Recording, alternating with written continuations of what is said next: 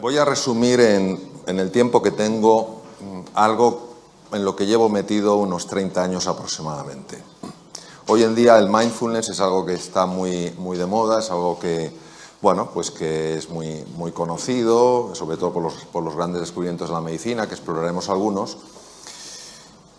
Pero es algo verdaderamente antiguo, en el sentido de que, como iremos observando y descubriendo, es el resultado de una investigación muy profunda hace montones de años, que la ciencia médica en los últimos 30 años sencillamente ha mostrado, no ha demostrado su valor, porque ese valor se ha demostrado a lo largo de muchos siglos, ha mostrado por qué se produce ese valor.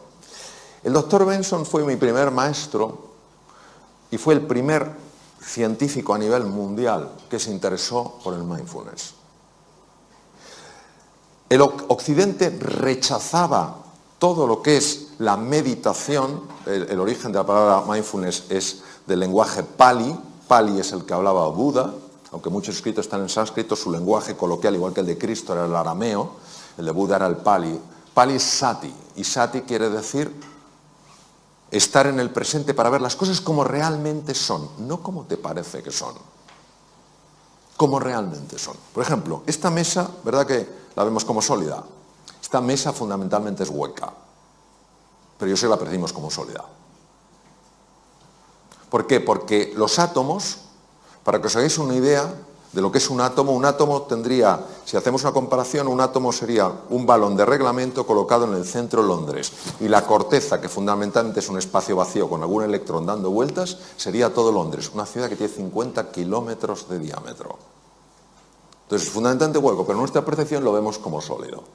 Bien, entonces, el doctor Herbert Benson fue el primero que se interesó, porque casi nadie en la ciencia, en el mundo de la ciencia, se interesaba por esto, que era budismo, taoísmo, zen, cosa de, bueno, de gente que les encanta el incienso, las panderetas, las campanillas, tin, tin, tin, tin, tin, no sé qué, el rasurado de pelo, etcétera, etcétera. Dijo, ¿y si hubiera algo más?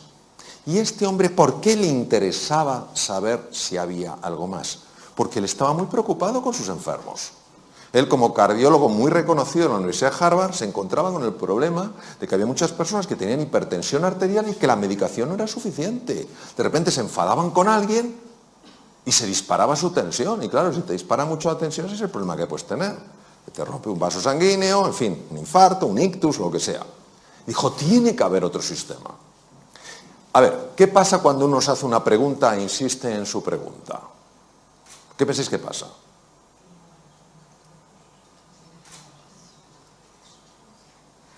Que alguien diga algo, lo que sea, hasta ahora.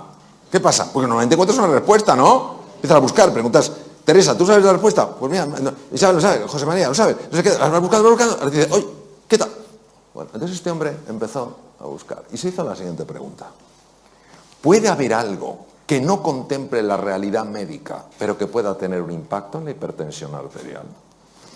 ¿Puede haber algo que tenga la capacidad de mejorar la función cardíaca, de proteger al corazón y que sea desconocido por la ciencia médica? Es decir, en la realidad médica que hay, pueden existir vacíos. Y este hombre, en aquella época, pionero a nivel mundial, el primero que lo hizo a nivel mundial, se fue a Dharamsala, hasta 7.000 pies de altura en la India, porque sabéis que la comunidad tibetana fue expulsada y martirizada por los chinos en el 59, quemaron 6.000 de los 9.000 monasterios, esto es una cifra, y se fue allí y empezó a estudiar, con un permiso del actual Dalai Lama, empezó a estudiar qué hacían los monjes.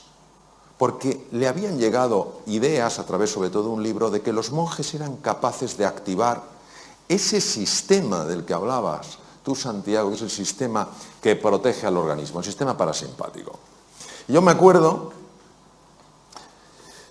hablando con él en su despacho, y en aquella época estaba en el Dícones en trasplante hepático, y él seguía como cardiólogo en el Dícones. Y entonces me acerqué y recuerdo que me dijo, Mario, you've got to stop the train of disturbing thoughts which enter into consciousness without being invited. Digo, ¿qué le ha dado a este hombre?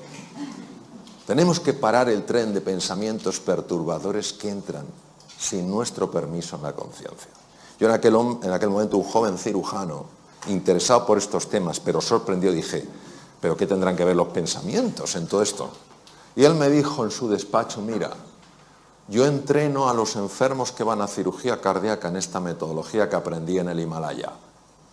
Y sabes el resultado, que cuando están en la UBI, inconscientes, intubados, su corazón tiene muchos menos problemas y muchas menos arritmias que si no se han entrenado. Y lo que les altera es la mente. Claro, este fue el primero que me puso una luz delante de los ojos y dijo, ¿de qué estamos hablando? Entonces empecé a tirar del hilillo, claro. Todos nosotros, cuando estamos cómodos, cuando estamos con buena salud, cuando estamos tal cual, bueno, pues la vida transcurre, discurre y fluye. Pero llega un momento en el que aparece algo que perturba nuestra vida, una tormenta. Puede ser de salud, puede ser un desengaño, puede ser una pérdida económica, puede ser mil cosas. Aparece una tormenta en nuestra vida. Y aquí entra un patrón reactivo típico del ser humano. Pero no del Homo sapiens sapiens, sino del Homo demens. De eso que decía el príncipe Gautama Siddhartha, Sakyamuni Buda, que teníamos perturbado. De eso que hablaba Lao Tzu, que no funcionaba bien en la mente. ¿Qué ocurre? Pues que emprendemos un proceso de enfrentamiento a eso que nos pasa. Nos enfadamos, nos ponemos de los nervios, empezamos a encogernos, a empequeñecernos, notamos como el estómago se hace un nudo, nos duele la cabeza, mil cosas. Esto es lo que el profesor Hans Selye, de origen húngaro, llamaba la fase de resistencia. Es decir, o te irritas, eres un desgraciado por lo que me has hecho, es que o huyes o te haces chiquitín, te quedas bloqueado. Y el profesor Hans Selye decía que esto, con el tiempo, te podía llegar a hacer enfermar. Para que os hagáis una idea de la intuición y finura científica del profesor Selye, hoy la Universidad de Harvard, que es la pionera en el mundo en estos estudios, pionera y la que más experiencia tiene en el mundo, ha demostrado que entre el 60 y el 90%, fijaros la cifra, 60-90% de las consultas a médicos generales en el mundo occidentalizado tienen que ver con estar viviendo aquí. Curioso que en 6 años de carrera, la carrera la hice en España, aunque luego la convalidación la hice en Estados Unidos, los 6 años de carrera nadie me dijo que la tensión emocional podía generar enfermedad. 60-90%. Y en base a este tema, otro de los grandes científicos empezó a estudiar qué ocurría en el cerebro. Entonces, 3 estructuras, olvidaos del cerebelo, que es el que está atrás, 3 estructuras que son muy importantes. La primera es la corteza prefrontal. La corteza prefrontal es la que nos permite ser eficientes en la vida. Cuando tú eres fino tomando decisiones, cuando estás entendiendo las cosas con profundidad, cuando aprendes cosas nuevas, casi, no con todo el esfuerzo que normalmente algo nuevo lleva, sino que notas que vas fluyendo, es que la corteza prefrontal funciona excepcionalmente bien. Pero la corteza prefrontal está afectada fundamentalmente por esta estructura llamada amígdala, que nada tiene que ver con estas, que es un núcleo, bueno, es un grupo de núcleos en el lóbulo temporal, está a la altura de las orejas, de tal manera que cuando la amígdala se activa, que es nuestro detector de peligro, acordaros, estoy plácidamente, pum pum, aparece la tormenta, cuando yo la tormenta la vivo como una amenaza y me resisto a ella, luchando, yéndome para atrás o haciéndome pequeñito, cuando la amígdala se activa de esa manera, bloquea la corteza prefrontal de tal manera que ni me entero de lo que tengo que hacer, ni puedo encontrar nuevos caminos para hacer frente al desafío, ni puedo aprender cosas nuevas. En el mundo VUCA, volátil, incierto, complejo y ambiguo actual, en el que todos estamos, y que muchas personas están viviendo como una amenaza, es normal que haya caído la productividad, haya caído la creatividad y se estén dañando las relaciones interpersonales. ¿Qué se hace desde la medicina? Ansiolíticos y antidepresivos para neutralizar la amígdala. No digo que en algunos casos no estén indicados, pero ¿y si hubiera un sistema más natural para neutralizar la amígdala? Y luego hay otra estructura aquí que tiene forma de cabito de mar que se llama hipocampo, y el hipocampo es uno de los grandes reguladores de la amígdala. Si el hipocampo baja de tamaño, la amígdala es más activa, es decir, nuestro detector de peligro salta antes. Por ejemplo, ¿qué tal estás? ¿Por qué? ¿Entendéis? Ha saltado demasiado. Probablemente porque el hipocampo está pequeño. Os voy a dar dos cosas importantes. El hipocampo aumenta de tamaño con el mindfulness. Esto lo demostró la doctora Lazar, que trabaja también en Harvard, en el Hospital General de Massachusetts. El hipocampo aumenta de tamaño con el mindfulness. Y también con el ejercicio físico. Las personas que hacen ejercicio físico normalmente toleran mucho mejor ciertos embates de la vida, notan que están más tranquilos. ¿Por qué? Porque su amígdala está más controlada por el hipocampo. Cuando una persona está súper tensa, súper estresada y no encuentra sus espacios de calma, esos espacios de silencio, baja el tamaño físico del hipocampo porque mueren neuronas y la amígdala se enloquece, entonces se vuelve una persona más reactiva. La belleza del mindfulness actuando sobre el hipocampo, como ha demostrado la doctora Lazar en el Mass General, es que al engrosar el tamaño, al haber más neuronas, porque aquí sí se forman más neuronas, al haber más conexiones, es más difícil que las tormentas de la vida, que a todos nos sacuden de un momento a otro, de mayor o menor intensidad, te desequilibren, te enajenen, te saquen del eje. ¿Qué es lo que pasa? ¿Qué es lo que descubrieron sobre todo Buda y Lao Tzu? Descubrieron que la mente está enferma. Y como la mente está enferma, se impone al mundo real. El mundo real es uno, pero yo construyo un mundo mental que se superpone al mundo real y lo bloquea. Os pondré un ejemplo, porque si no esto es un poco raro.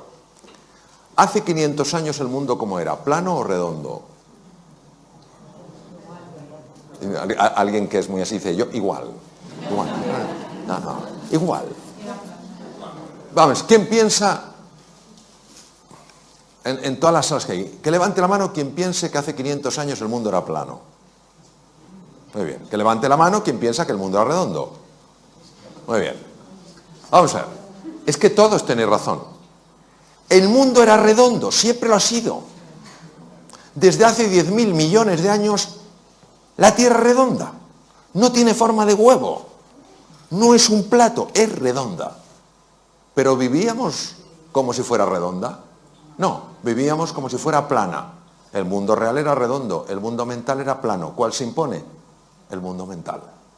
Nadie, salvo Colón, se atrevió a cruzar aquello que era el límite. Y entonces, el que descubrió que el límite era el comienzo. Eso es exactamente lo que nos pasa. Entonces, en lugar de pensarlo en la tierra plana, imaginaros cuando tú te miras en el espejo y no te gustas. Y dices, es que estás viendo tierra plana. Lo siento, tú eres mucho más que lo que ves. O cuando ves damas a tu marido, y dices, vaya tripa. Estás viendo tierra plana. Tu marido es mucho más que eso. O cuando ves a tu mujer y dices, que llevo ya tanto tiempo con ella, estás viendo tierra plana. Hay algo mucho más profundo. O cuando miras al mundo, es que todo es lo mismo, tierra plana, hay un mundo redondo. La ventaja del mindfulness es que te ayuda a ver lo que no estás viendo. Por eso la definición de sati es estar en el presente para ver las cosas como de verdad son. ¿Cómo son de verdad? Redondas, no planas. Bien. Este es otro de mis maestros, Judson Brewer, que además toca maravillosamente el violín, y ha descubierto una cosa fascinante. Ha descubierto que tenemos un sistema que nos tiene atontados a todos. Estamos dormidos sin darnos cuenta, y todos conocemos el sistema. El sistema se llama DFN, Default Mode Network, y es el que hace que tú puedas conducir sin saber que estás conduciendo. Esto lo conocemos todos, ¿no?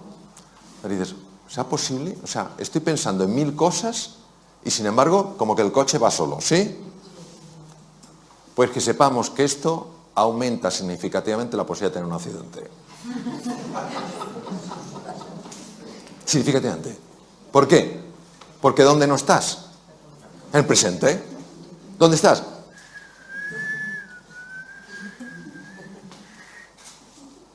Jason Brewer es psiquiatra y es neurocientífico. Estudiando con electroencefalografía y con resonancia funcional magnética, ha observado que hay un circuito que es el que hace que vayamos en piloto automático. Pero no solo vamos en piloto automático conduciendo, estamos en piloto automático cuando estamos hablando con otro. Estamos hablando con una persona, estamos con piloto automático, porque no estamos ahí. Eso sí, dejamos la cara puesta, pero la olla no la llevamos a Camboya. La cara se queda. Como cuando vamos en el coche. La cara está, las manos también, pero tú no estás. Y él se ha dado cuenta que con la práctica del mindfulness es espectacular su trabajo. Con la práctica del mindfulness se consigue reducir la intensidad de este circuito y activar otro circuito que es el más importante para ver las cosas como son y para tomar las decisiones que a ti te ayudan para salir adelante, para mejorar tu productividad, para ser más creativo, para ganar más dinero, para ser más cariñoso con los demás. Es sorprendente porque hace 2500 años estos científicos de la mente lo intuyeron. Hoy la ciencia lo muestra. Es lo único que hace, no lo descubre, lo muestra. Desvela lo que estaba velado. ¿Qué pasa con el mindfulness? Que en el mindfulness tú al principio te ves aquí, crees que no hay nada especial, parece que es solo cerrar los ojos, y entonces poco a poco, conforme vas practicando, empiezas a ver cosas que antes no veías, ni siquiera podías predecir desde aquí. Por eso, cuando una persona, le comentaste tú, Santiago, dice, yo lo que quiero es mejorar mi salud, yo lo que quiero tal cual, está generando una tensión que impide que veas esto. Tú estás andando esto porque quieres conocerte mejor, porque quieres comprenderte más. Y a base de hacer eso, tú vas descubriendo cosas que antes no veías. Otra de las cosas fascinantes que se ha visto con electroencefalografía es que cuando una persona está estresada, los dos lados del cerebro están enfrentados. No se hablan entre sí, no se quieren. El lado izquierdo, lo comentabas tú, Santiago, el hemisferio izquierdo es un hemisferio, es el de la conciencia ordinaria, es el que te permite estructurar, hacer categorías, utilizar el lenguaje, es el que te permite manejar el tiempo mental, pasado, presente y futuro. El hemisferio derecho es el que está en contacto fundamentalmente con el cuerpo, es la entrada al inconsciente, es un presente continuo, es una sensación de presente eterno, y es donde están los grandes recursos del ser humano. Pero nosotros no podríamos funcionar solo con hemisferio derecho. De hecho, hay una mujer de Harvard que tuvo una hemorragia en el lado izquierdo, se desbloqueó el lado derecho y ella no quería salir de esa sensación porque era tal paz, tal serenidad, tal calma. Pero finalmente pidió ayuda como pudo porque ya estaba perdiendo la capacidad de poder ver los números porque dependen del hemisferio izquierdo. Tardó 8 años en recuperarse de aquella, fue una rotura de una malformación arteriovenosa del hemisferio izquierdo. Escribió un libro conmovedor sobre su experiencia increíble, habiendo vivido algo sorprendente. Sin embargo, lo que hemos visto con el mindfulness es que lo que hace no es bloquear el lado izquierdo, sí es verdad que activa especialmente el hemisferio derecho, sobre todo los lóbulos frontales, pero lo que hemos visto es que favorece el diálogo. Favorece el diálogo. Cuando una persona está muy tensa, fundamentalmente son ondas muy rápidas, son ondas beta, sobre todo el alto beta, que son ondas de más de 30 hercios, es cuando una persona está, pues eso, en situación de alarma, tal cual. Conforme tú vas sosegándote, cuando vas tranquilizándote, las ondas se van enlenteciendo, se van convirtiendo en ondas alfa mucho más propias del hemisferio derecho, que empiezan también a envolver al hemisferio izquierdo.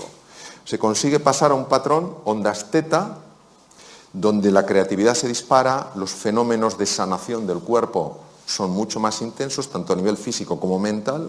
De hecho, se utiliza para sanar heridas de personas que algo les ocurrió en la infancia y que no saben lo que es, porque algo en nuestro interior tiene la capacidad de sanar, ya lo decía Hipócrates hace 2500 años, y ya el ritmo delta es un ritmo muy difícil de conseguir sin quedarte dormido, porque solo muy pocas personas lo hacen. Y los monjes muy entrenados, como mi querido amigo y maestro Mathieu Ricard, consiguen algo que se llama gamma, que muy poca gente en el mundo lo puede hacer, que es un tipo de onda que no se conocía que se pudiera producir. Y son personas que están absolutamente en el presente y absolutamente en calma.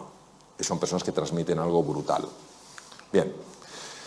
No voy a contar el concepto ontológico que hablabas. Ontología es la ciencia del ser, que es una parte de la metafísica. La metafísica se divide en ontología y teodicea. Entonces, sí voy a hablar de qué hacen los pensamientos. Los pensamientos son como olas en el mar. Llega un momento en que pueden ser tremendamente perturbadores. ¿Qué es lo que hace el mindfulness? El mindfulness lo que hace es, te convierte en un submarinista. Es decir, si tú estás aquí, te están los pensamientos, llevan como una ola. Cuando nos hemos bañado en aguas un poquito agitadas, sabéis que es que no tienes nada que hacer. La ola te iba para ahí, te iba para allá, etc. Pues igual los pensamientos. Empiezas a angustiarte por el futuro, empiezas a lamentarte por el pasado y te van para acá, para allá. Entonces, lo que hace el mindfulness es, no luches con los pensamientos, pero fijaros, por eso cuando dicen, no, es que el mindfulness lo que hace es que la mente no produce pensamientos. ¡Qué tontería! La mente dualista sigue produciendo olas y tú no te enfrentas a la ola. No, yo no tendría que tener este pensamiento, yo tendría que... No, tú lo que haces es, te metes bajo el agua. ¿Qué hacemos cuando estamos en la playa, cuando estamos nadando y viene una cojola? ¿Hay alguien que diga, ¿a qué no puedes conmigo? No, ese grado de estupidez no existe. ¿Qué hacemos todos? Nos zambullimos porque la ola pasa por encima. Por lo que hace el mindfulness, te zambulle, te mete dentro. Entonces observar que cuando estás un poquito más abajo y miras hacia arriba, claro que ves los pensamientos, claro que ves las olas, pero ya no te arrastran. Ya estás en estado de meditación, ya estás en estado de profundización. Y por eso, como el mundo mental genera tanta distorsión, al estar aquí, empiezas a notar una recuperación, una revitalización que no se puede experimentar arriba. Conforme tú vas entrando, va cambiando el patrón de ondas alfa, ondas teta, ondas delta. Llega un momento en el que empiezas a tocar, y lo digo por experiencia, el fondo del mar. Y cuando tocas el fondo del mar, esto no se puede describir, o sea, se puede describir, pero es algo de tal rotundidad que puede darte una fuerza para tomar una decisión tremendamente difícil. Te puede dar una claridad que no sabes de dónde ha salido, pero que ahora la tienes y antes no la tenías. Es verdad que en el fondo del mar empiezas a ver talentos que no sabías que tenías, y es verdad que empiezas a ver algo que no es agradable de ver, pero que es necesario de ver. Empiezas a ver que algunas de las cosas que más te molestan en la vida las estás provocando tú sin saber que las provocas. Porque nosotros somos todos muy hábiles viendo el efecto de las cosas, pero no viendo la causa. ¿Me entendéis a que sí? Cuando tú lo ves, ¿es una mala o una buena noticia? ¿Qué me decís? José, tú que eres un jurista de primer nivel mundial, ¿el desconocimiento de la ley te exime de su cumplimiento? No. Me decía, esperaba una pregunta más compleja. Me iba diciendo, no, más de mi nivel es lo que doy, José. Bien, pues lo mismo. Que tú no sepas que estás causando eso no evita que sigas experimentando los efectos de eso.